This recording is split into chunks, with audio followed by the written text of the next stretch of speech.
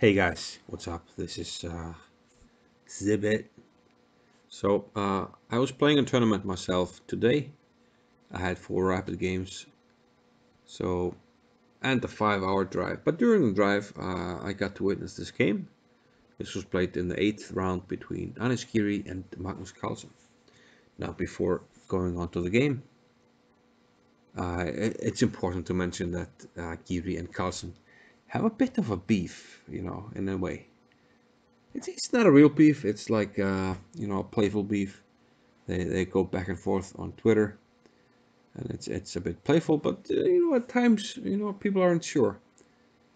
And the backstory is that early in their careers, Anish Giri won one of their first games, and since then he managed to hold on to the +1, almost drawing all the games with Magnus. Until Magnus finally broke the deadlock, I think in Bilbao in 2016. So I think their score in classical chess is close to even.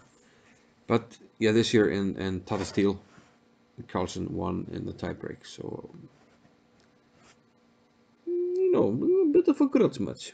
And in Shamkir situation, Giri trying to catch up with Carlsen. Very interesting. Let's see what happened. Giri had the white pieces and Carlsen the black pieces. So the educated bet would have been a draw, but let's see what happened. C4 by Giri, the English Opening. We have E5, and yeah, the English 2 knights.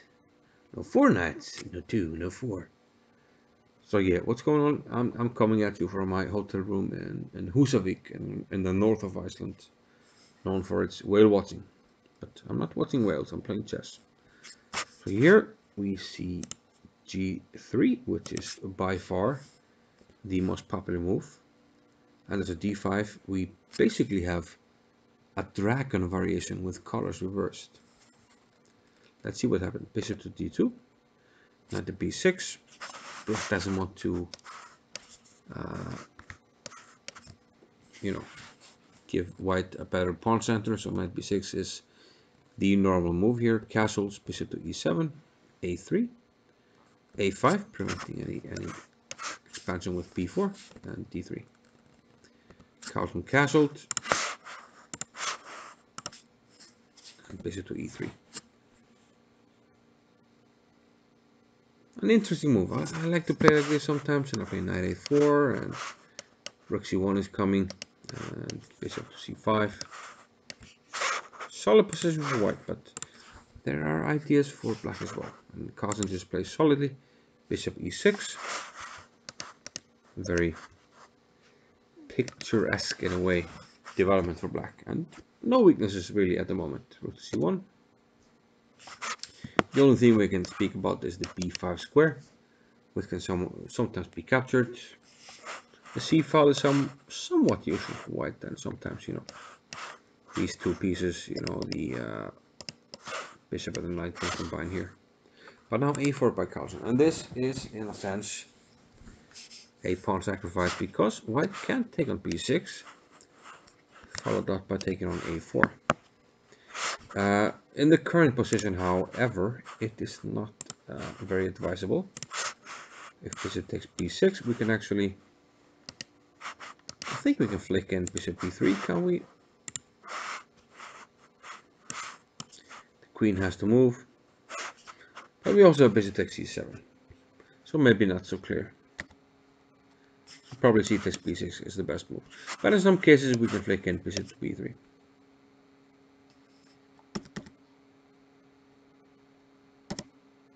Okay, but A4, and on 92. So now white can start thinking about taking on A4, definitely. So what does Carlsen do? F5. He moves on, no fear. No fear whatsoever. And he's willing to sack this pawn. That's exactly what it did. After bishop takes B6, pawn takes, knight takes A4. White has won a pawn, but what does black have in return? He has the bishop pair, and some very fluid pawns in the center, which can attack either with e4 or f4. Bishop to g5, okay, an immediate threat of taking on d2 and then on a4. So knight to c3 and now e4. So of course this pawn can't be taken because of the threat of the knight on d2. And it should be mentioned that this was already played in Nepomniachtchi against Aronian, and there Nepomniachtchi played rook to b1, but Giri played king to h1. Okay, getting out of any shenanigans on, connect with e3 and takes with check, or any knight checks or anything, just, get out of the way. Prophylaxis. Queen d7 by Carlsen. Still, you can't take because of queen takes d2. Rook b1, getting out of the pin. Useful move, and rook a to d8 by Carlsen. So once again, Carlsen is down a pawn, but he has the bishop pair and definitely some compensation. There's big pressure on d3, and white has to do something about it. Overall, it's much easier for black to play here. Knight to c4 was played by Giri. Giri and queen f7. This moves the queen out of the d-file, so now bishop takes c4 becomes a threat. So what about taking on b6? Free pawn, right? Not so much. Bishop to b3, queen to e1, and now we can take on d3. And takes here actually is met by rook f to e8, which is very ugly and embarrassing for the white queen. So let's not do that, and let's go back. And Giri went with b3, starting the knight with a pawn. Now e takes d3, e takes d3. White is still up a pawn, but I'm not following this backward pawn on an open file. Some weak pawns here. And after f4, black Carlsen is trying to activate his pieces on the f file, and the bishop on b5. g5 is close to getting into the game. And let's not forget that pawn to f3 is a big threat here, winning a piece. Knight to e4, attacking g5, so postponing the threat on f3. After bishop e7, however, you cannot postpone this threat anymore, so Giri took an f4. But now it's clear that black has plenty of compensation for his pawn. The white pawns, first of all, are all disconnected. They don't work well together, and black has some tremendous compensation. Nicely placed queen, bishop pair. If he can get the bishop on this diagonal, it's almost devastating. Maybe we can get a rook there as well. So white is defending here. It's not easy at all. So a4 by Giri, at least trying to, secure this knight. Knight to b4 now with a big attack on d3. Queen e2. A clever move because it looks tempting to take on d3. But then rook b to d1. Knight to e5. And we take on d8. Okay, let's say we take on the bishop. And now knight g3. And somehow it seems like white is defending. I mean, it looks like you take with a knight here, if pawn takes and the bishop takes, but this actually exposes an attack on this bishop. So we can't do that. So what do we do? Okay, let's say bishop takes c4. Logical enough. But now queen takes, exposes this one. And knight takes, exposes bishop to d5. So Giri is defending here quite nicely. It's not so easy. And that tends to be the case when you're playing against Giri. Okay, after queen e2, we saw queen to h6 from Carlsen. Magnus Carlsen. And Magnus is quite good at this. He's keeping up the pressure a little bit. Now he's protecting this. Now we can start thinking about taking here. So what does white do? Rook b to d1, defending d3, but now knight d5. This knight wants to reroute to the king side, where the action is. Black stands better. Excellent piece activity for black. Rook g1, And here perhaps a slight inaccuracy by Carlsen. He played king h8. But it looks like knight to f4 is really tempting here. And probably black is better. Rook f4 is also very tempting. Okay, king h8. He wanted to get out of any tactical ideas with knight f, on a d file with knight jacks, with diagonal jacks. King h8 gets out of the way. Bishop to f1. Now rook to f4 by Carlsen. Still, it seems like black is better. Tremendous initiative, only a pawn, and some very weak pawns to look after. Now knight e5 by Giri, and rook d to f8. So the white position is very difficult to play. Black has tremendous activity. What to do? What to do? Plays f3, rook h4. So black is like, just slowly but surely probing. There are no concrete threats yet, but it's just so difficult for white to play here. Knight f4, hitting the queen. Queen to d2.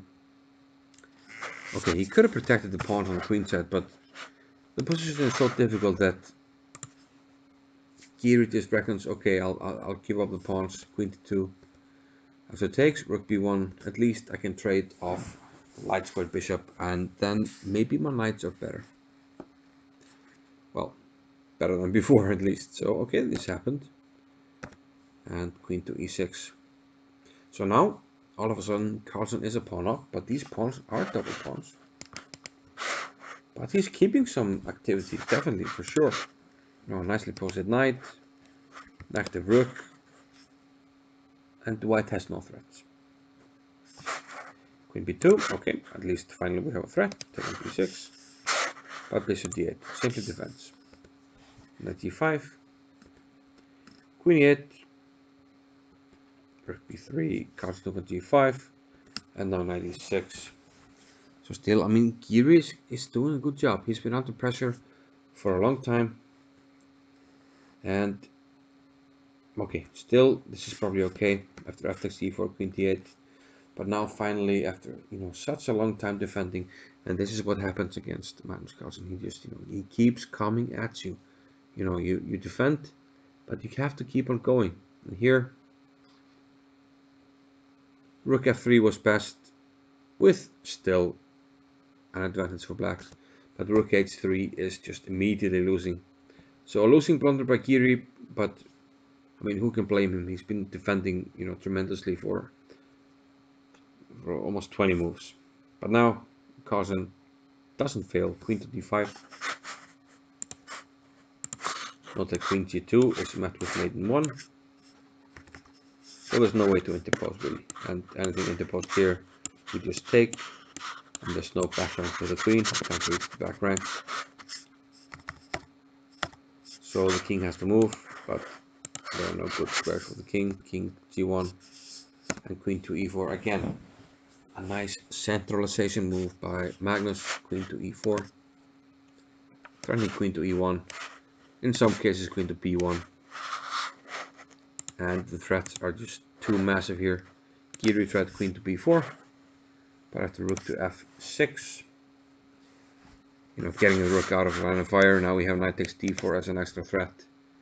And it turns out that white just doesn't have a move. Whatever he does, his position gets worse, and his king is getting checkmated. Can't move anything. What to do? I don't even know. I don't even know what to do. No, rook c3, queen e1. Maybe rook a3 is the most logical move. Let's get analysis board. But then we just make luft. h6.